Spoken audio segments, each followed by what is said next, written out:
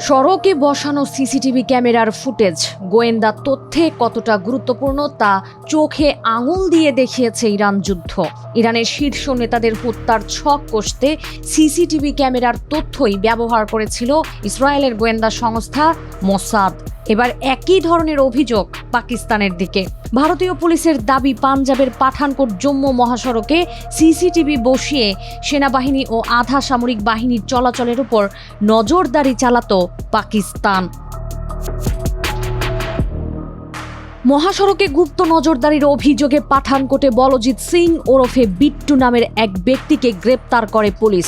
বিট্টুর কাছ থেকে একটি সিসিটিভি ক্যামেরা ও একটি ওয়াইফাই রাউটার উদ্ধার করা হয়। পুলিশ জানায়, পাঠানকোট জম্মু জাতীয় মহাসড়ক ৪৪ এর সুজনপুর এলাকায় সেতুর কাছের দোকানে একটি সিসিটিভি ক্যামেরা বসায় বিট্টু, যা সেনাবাহিনী ও আধা সামরিক বাহিনীর গাড়ি চলাচলের উপর নজর রাখত। পরবর্তীতে সেই ফুটেজ ইন্টারনেটের মাধ্যমে পাকিস্তান এবং বিদেশি সংস্থাগুলোর কাছে পাঠানো হতো।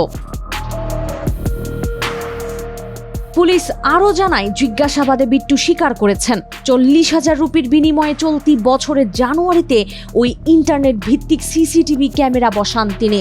এই কাজে দুবাইয়ে থাকা এক অজ্ঞাত ব্যক্তি নির্দেশনা দিতেন। গোপন তথ্যের ভিত্তিতে পুলিশ জানিয়েছে, পাঠানকোট জম্মু মহাসড়কে সন্দেহজনক কার্যকলাপ চলছে। রাষ্ট্রবিরোধী কর্মকাণ্ডের অভিযোগে ৪ জনের বিরুদ্ধে মামলা দায়ের করা হয়েছে। তাদের গ্রেপ্তারে অভিযান চলছে।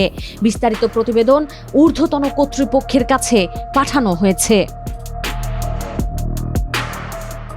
পুলিশের সন্দেহ, এই চক্রের সঙ্গে পাকিস্তানের গোয়েন্দা সংস্থা ISI এর যোগাযোগ থাকতে পারে।